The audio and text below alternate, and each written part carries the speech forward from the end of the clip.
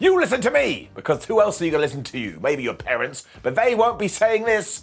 Darby Allin and Swerve Strickland are fantastic professional wrestlers. The end. No. Wait, not the end, because it's just the start. Hello, and welcome to Ups and Downs with me, Simon Miller, a man who likes to wave his hands a lot, which annoys the internet for some reason. And it is AEW Dynamite Ups and Downs, and if you don't know what that means, AEW is All Elite Wrestling, Dynamite is their Wednesday night show, and this is the finger of power, and when something is good, we say up, and when something is bad, we say down. And if it sounds confusing, it's because it's weird. Blame YouTube. This was our first match on Dynamite this week though, and it was just so damn good because Swerve Strickland is a terrific professional wrestler and Darby Allin is just something else. And I think what someone is going to have to do is find him and say, listen, Darbs, I don't want to, break the magic here, but pro wrestling is predetermined and you don't have to keep killing yourself. Allin also started here at 100 miles per hour. He did that crazy dive, then he hit a back stunner, then he did another dive, and he was moving so fast, I was trying to make my notes, but I wasn't able to do it, and I looked like Kermit the Frog to the point I looked at my TV and I said, Darby, would you calm down? Then brawling on the outside as Swerve decided, you know what, I'm just going to throw you right into the floor, because that will always work, when Strickland stood on Barry Barricade. Now, this absolutely destroyed me, because let's take Fred, right? Fred works in McDonald's. He's making a cheeseburger. Nobody comes and stands on Fred's head, so why the hell are people standing on Bazzy? As I keep telling you, he is just trying to do his job. He just wants to be employed, and could we all please leave him alone? So playing around with Simba the Steel Steps, this got quite violent, especially when Swerve took Darby's belt and started whipping him.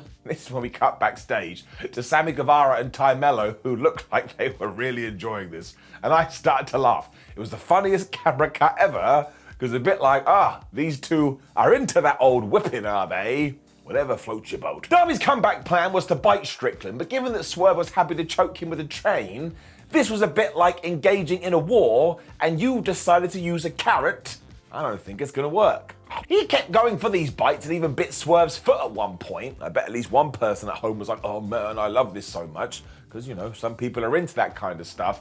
And when he went for the coffin drop, Strickland just stopped him and totally whooped his ass. He also hit a German suplex, Du hast, as we saw that Jungle Boy was also watching this. So I was like, I wonder whether he's into the whipping and the biting. We've got to stop this now because we are going down a very worrying path. When they hit this Poison Rana to the floor. And this is what happened to my body. Look how wibbly wobbly I am. I wasn't even involved in this, but it just looked like carnage. So they clearly went out there to make an impression, and they really did. And Darby Allin had this one after he hit the coffin drop when that damn Prince Nana was here, one of Swerve's new friends, and he took his mate's foot and he put it on the rope. And at that point, I was like, oh no, Darby Allin's going to lose. Which actually would have been fine because I like Swerve. But it didn't happen. Because even though Brian Cage was around here going, man, look how jacked I am, and the fact that Swerve Strickland hit his double foot stomp, basically, eventually Darby was like, well, nothing else is working. I hit this fall with a code red, and that didn't work either. So I shall go for the most devastating move in all of sports entertainment, the surprise roll-up, or as he calls it, the Last Supper. And he got the uno, dos, tres. This was absolutely superb, and it is going to get an up, and you should find 10 to 15 minutes today to watch it. And also, bring it down, there is the AEW and WW roll-up counter, which I've forgotten recently. I don't even know what the number is, but we will figure it out. But let's just react to it anyway. Oh, I can't believe it. There's also no time to process it either, because MJF's music hit, he came out.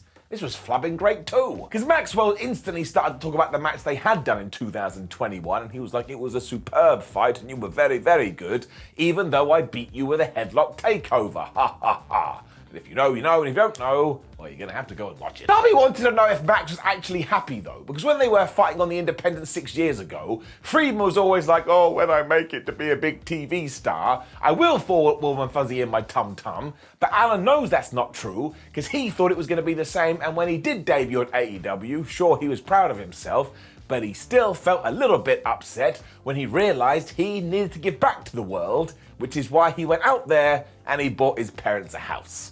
So Darby Allin, ladies and gentlemen, what a good dude. Given that he had mentioned his mum and dad, he also confirmed that Sting isn't his father. So I was laughing. I was like, I talk about that all the time. But it is a joke, although the Stinger is his best friend, when Maxwell just lost his mind after Darby Allin had started talking about morals. He's like, I ain't got no morals. I don't care about morals. I don't need morals. I don't care if I'm on my deathbed alone. When I do die, I need to leave a legacy, and that's why you suck and I'm great. If Darby continues to act this way too, he's going to end up being nothing but Sting's bitch. I was like, you shouldn't have said that, MJF, because Sting's music did hit, everybody went crazy, including me, and out he came to give the world champion a piece of his mind. Because he started talking about the fact that he doesn't see this as daddy daycare, and in fact he just wants to help Darby Allin, or actually, maybe we should call it Cody daycare. And all of a sudden everyone's like, oh my gosh, he mentioned Cody Rhodes, but his point was this: how did you get to the top, MJF? Oh, that's right, you had a cheerleader too, and it was the American Nightmare. And this is when Sting, one of the all-time legends and Hall of Famer, got out pom-poms and started cheerleading. When he threw them in Max's face, somebody go and give Sting a prize. He also tied it into the fact that it was the same for him because he had Ric Flair in his corner when he went through his whole career, and he talked about the Wolfpack, he talked about the Crow, and he talked about the Joker, and that really now, he's not much of a world title guy because his career is coming to an end. But do you know who is just starting their journey? Darby Allin. And as far as he's concerned, he's gonna become the world champion. Don't know why I'm holding my hand like this. Darby Allin isn't there, and if he was, my wrist would break. Darby then got back in the ring and was going to do something when MJF went and spat in his face, so that was disgusting. And when Sting was doing his promo too, he did a shout out to Kevin Nash and Scott Hall, so I had water coming out of my eye devices. Thought that was very nice. Now I have no idea how Sting is going to feature into this, but he does keep teasing that he is going to retire soon. And some people have speculated maybe they do it at the Wembley All-In show because you're going to have thousands of people. And if that does happen and I am there live to see it, I promise you this, warm and fuzzy in my tum-tum. It's absolutely an up though, because we continue to build towards this four-way for the World Championship. And while I'm sure that MJF is going to win, if we come out with a way to make sure everybody feels like a bigger star after the fact, then I will give them one hell of a big seal round of applause. Which is when Powerhouse Hobbs came out to defend his TNT title. I love this guy too. He was facing Silas Young, who of course was in his hometown, so got a pop. But my word, if you were a fan of Young, this was a terrible night for you, because he got murked. Because after Hobbs had arrived in the car that QT Martial had bought for him, probably on Wardlow's credit card, and seriously Ward, you need to cancel that thing, he basically busted his spine, hit the town business, and beat him for the 1, 2, 3. I mean, if you had gone to the toilet, you would have missed it. As it turned out, there was a reason for this, though. We were about to get an angle. Because just when Hobbs and QT were going to end Silas, all of a sudden, Wardlow made his big return to AEW. He found this car, and he was going to smash it up. And I started shouting, oh my gosh, do not hit that window unless you know it's been gimmicked. And if you don't know what I'm talking about, you better ring Goldberg. And Bill knows, 20, 30 years ago, this went really bad. He did totally wreck it though, including using a forklift to spin it over, so this was proper Attitude Era stuff, when he was like, well now I'm going to the ring, and I'm gonna kick the crap out of you, Powerhouse, which is kind of what he did. Or we got into a classic wrestling brawl, which I think is number 67.4 in the playbook, and given that everybody in QT stable kind of came out here, Aaron Solo jumped on Wardlow's back, so he took him, and he absolutely killed him through a table. Now it does make it very intriguing, because there is no way that Powerhouse Hobbs should be losing that championship right now, although we do need to light a fire under Wardlow's ass, because there's all the potential in the world, and he did lose steam, but that just makes it all the more intriguing, as I do indeed rub my fake beard. Also, I was just loving this episode of Dynamite. People kept coming back, and we're nowhere near done giving it up. When we learned that the Bullet Club had evolved. Huh. Guess they're like Pokemon. Because we saw Juice Robinson and Jay White in a video as they were going, oh man, we don't like you, Ricky Starks, and we're the Bang Bang Gang. Now, I know we've said that before, but I had to rewind and listen to it twice. It kind of sounds like a cartoon program. They also then dubbed themselves Bullet Club Gold, and Excalibur reacted to this like, oh my gosh, they're Bullet Club Gold. But how cool is this? The Bullet Club has been around for a long ass time, and yet they keep finding ways to make it work. I do think that Jay White should have been on the show proper, and I really do hope the plan is to get him to the tippity-tip top, because that's where he does belong. But once again, I'm happy to sit back Wait and see how this goes. Which is when we went right into Orange Cassidy versus Buddy Matthews for the international title. And much like the first match, we're getting the claps out again. These two are absolutely tremendous. I'd also totally bought into the idea that maybe, just maybe, Buddy was going to win, so we had that 1% seed of doubt, especially because over the last few weeks, the House of Black had decided we don't like Orange Cassidy's hand. We don't believe pieces of fruit should have limbs like this, so what are we gonna do? We're gonna try and crack it. My word, did it hamper him. I mean, he still was able to get his pocket stick in, because I presume he's in control of that. But when he did hit the orange punch early on, he was like, oh my gosh, I'm in so much pain, to the point the doctors had to come and sort him out. And Buddy saw this. He just walked over and wah, and he stood on the thing.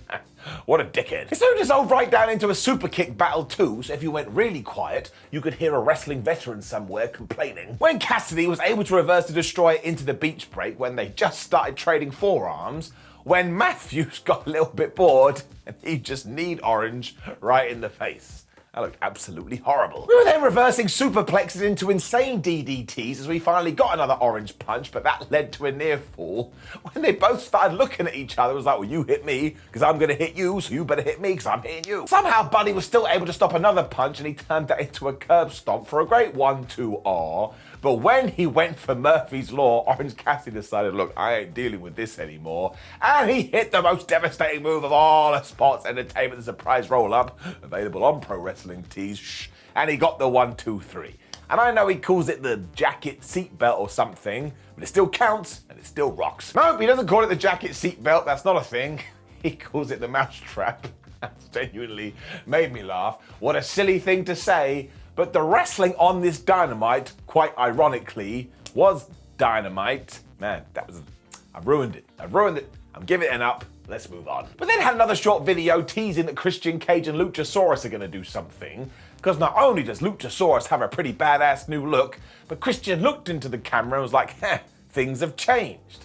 I was like, well, I tell you the biggest thing that's changed. You got buried and died, and now you've come back to life. We also then cut to Rennie Paquette, who was with the best friends in Orange Cassidy, and Trent and Chuck was all like, look, everyone is okay. Everything is going to be fine. Orange will continue to defend his Intercontinental Championship, even though it's called an international title, and once again, I've made a massive faux pas. But we are a little bit jealous. So this Friday on Rampage, we are going to take on Aussie Open for the IWGP titles. And I was like, oh my God. That tag team match is going to be absolutely bonkers. There's one reason to tune in a couple of days. I mean, there is just no way that's going to be bad. And if it does do, all of a sudden my hair will magically grow back because the odds will be against us all. When Ethan Page came to the ring, so I was just having the best evening. Because I love this guy too. He admitted what's happened recently has not been good for the firm, especially because Matt Hardy smacked him with a title belt last week. So what he would like to do is for this man to come to the ring and explain why he's such a goober. He also wanted to know what Matt had put in the contracts. We have been teasing that for ages. When Hardy and Isaiah Cassidy did come out, this did get a little bit confusing, although it may be me being stupid, because Matt Hardy was like, well, I tell you why I put in the contract, because you lost to Hook, we are now free of the firm, but there's also a match in there that we get to decide, and the stipulation is if we win, we'll be out of the firm. Now look, I'm sure this was just some flubbled words. The point is this, we are heading in that direction, and what we did here was really good. Hardy also called Page a hole of an ass. I always love it when he talks like that. When unfortunately Ethan was like, you do realise there's more members of the firm, which is when Big Bill and Lee Moriarty turned up, and they started to throw bones. Somebody was always going to have to come out to make the save, and it was Hook, and while he did all right for a little bit, the numbers game was against him. Well, yes, we got what? Our third return of the evening, because Jeff Hardy's music hit, out came the other Hardy boy, and honestly, this place went nuts. I think he came out with a chair as well, which begs the question why he was ready to do this, but he cleared the ring, he hit the senton bomb, and when he and Matt did embrace, well, yeah, it was quite emotional. You could see they'd been through a lot. I was crushed because Jeff Hardy didn't dance his way to the ring this time, and that was one of the greatest things that ever happened in wrestling. And look, we all know what has happened recently. He has gone through rehab, so I'm just going to keep everything crossed that he is in a good place. He can just enjoy wrestling, especially because you'd have to figure that the Hardy Boys are on their last run. So yeah, let's just see how this plays out. But health and happiness is more important than everything. I'm giving it a nap. When Kenny Omega was at home, He thanked the doctors for helping the Elite recently because, of course, the Blackball Combat Club had absolutely destroyed them. Although he gets this. He knows why the BCC has done all this, because they wanted to make headlines. Which is the equivalent of going, well, I understand you, serial killer. You just wanted a fast path to become famous. If you do have those thoughts, you need to see somebody right now. He also chatted about the fact that they'd gone after Don Callis, who is not a likable human being. That was a great line. But Kenny still considers him family. So the Blackpool Combat Club have now stepped over the line. And that's where there's consequences. Honestly though, Kenny was so damn good here because he was deliberately understated and he actually came across like someone who was concerned for his friends and who was concerned for his family. And given what is going to happen in a few minutes, I am going to give this an up. What a great swerve this was. Because yep, it was then time for death. Or Claudio, Castagnoli and John Moxley taking on Brandon Cutler and Michael Nakazawa. Ruh-roh. Now I do have to say, the fact we used these two was such a great wrinkle to the story, and they did go out there, and boy howdy did they try to fight. But did it work? No.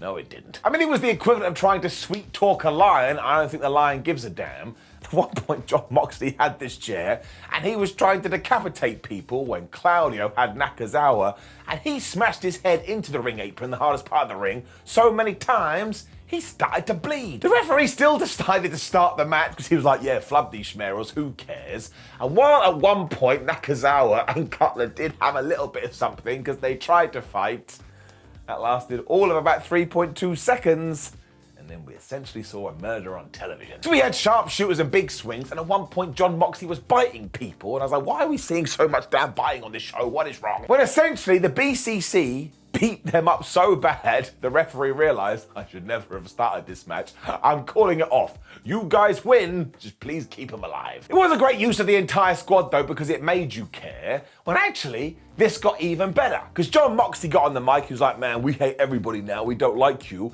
especially the Elite, when all of a sudden Kenny Omega's music hit, and yes, he wasn't at home, he was in the building. It was actually a distraction too, because this parade of returns did continue, because who appeared behind the Blackball Combat Club? That's right, it was Repo Man. There it is. No, it wasn't. It was the Young Bucks. Mox got taken out with the BTE trigger as well as Kenny Omega got in there. And essentially, they went and got a screwdriver, given what Bryan Danielson had done last week, and they were going to stab Mox right in the head. And this would have happened if it wasn't for those meddling kids, or Claudio Castagnoli, who saved his buddy. Honestly, Ken was going for this. He went to do the stabbing motion, and he hit the turnbuckle.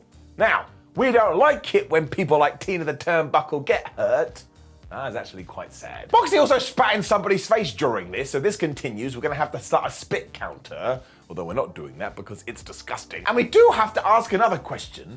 If Kenny Omega and the Young Bucks were present at Dynamite, why did they let their two friends have this match to begin with? This was so good, who cares? Surely this is heading to some kind of blood and guts match too, and if we do that, oh my gosh. Can you imagine how awful this is going to be in the, intended way? It's going to be a proper massacre, but I'm ready, and also Danielson needs to come back and inject himself into this.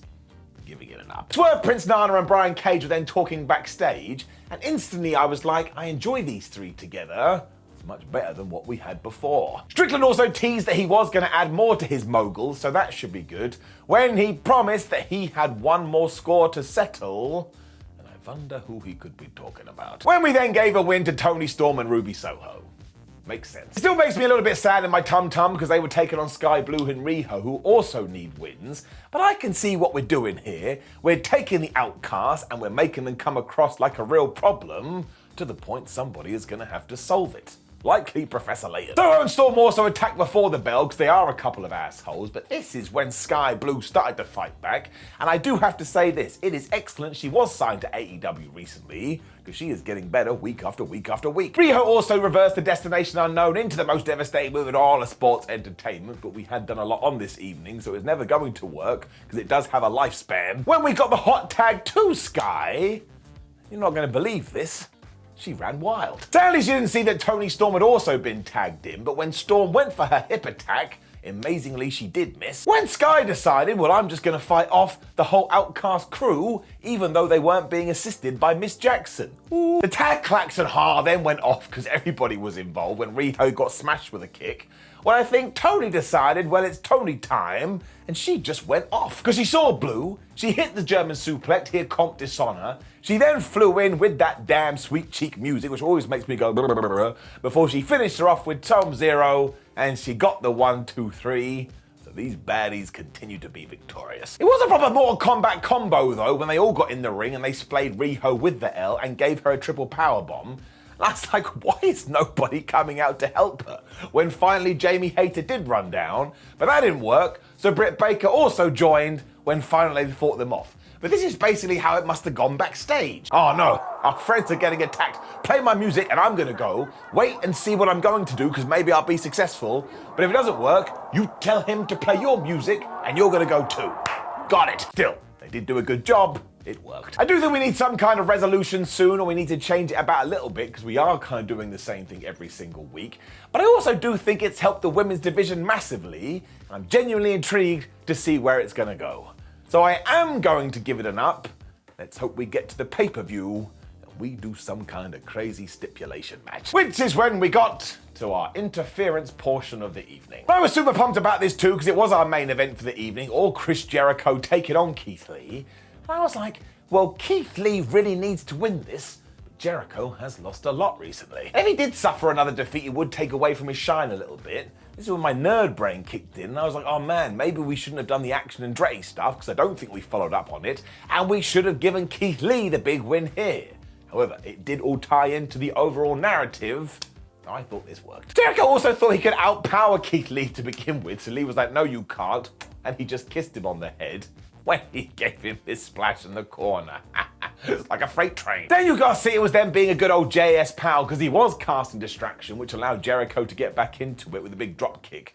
But when he hit the lion salt, Keith was just like, no. And he pushed him so hard off when he made the cover. If you're on the moon right now, you're probably gonna see Chris Jericho. Garcia then tripped Keith because he was being a massive moron, but it didn't matter because Lee was able to turn the tide once again, and the bounce that he gave Jericho. Look at my face. It probably made me go, he just sends guys flying. To prove that too, he went for a moonsault, which is always crazy, but it was also a terrible idea because Jericho got the knees up. And then do you know how he followed this up? He raked the eyes. So we need to bring all of this back. Eye rake, bring it back. Atomic drop, bring it back. Double axe handle, bring it back. Back rake, bring it back. It didn't really help because Keith Lee was still able to power out of the walls of Jericho when he was going to hit his finish, when this damn Chris Jericho literally grabbed referee Aubrey Edwards. And I was like, how is that not a disqualification? It got Mitrovic banned for 8 games. And that is a super niche reference. Garcia was then being back though, because he was just casting measure distraction because he is a dick. When a masked man appeared, he had some kind of weapon and he blasted Keith Lee right in the head.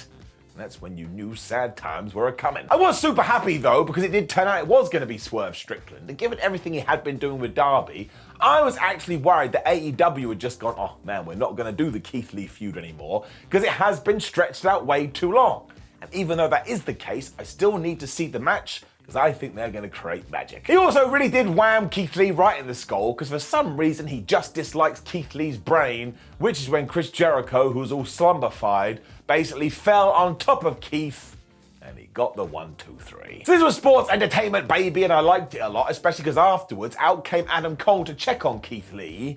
And you know, someone at WWE was watching going, that right there, I can see there's something in that.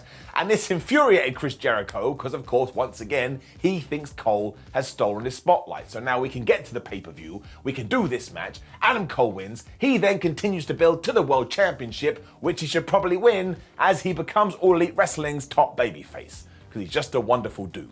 So I thought all of this was very well put together, and it put a great full stop on what was a fantastic episode of Dynamite, getting it up. So I've already given it away there too. Of course, the whole show gets it up as well, because over the last few weeks, AEW has just found its feet. And I know the big question is CM Punk coming back to AEW? Well, maybe he is, and maybe he isn't, but as I always say, remember, these are human beings, and their mental health is very important. Now please do leave a comment below and let me know what you thought about last night's AEW Dynamite. And look, there's videos on the screen. I think you should give them a click just to see what happens. And you can like the video, share the video, and go and touch that subscribe button. My name is Simon Miller. Thank you very much for joining me. As always, the ups and downs train continues to move. That's not a train, it's a horse. But hey ho, we make up words, so why can't we change it? Don't know what I'm doing. Goodbye.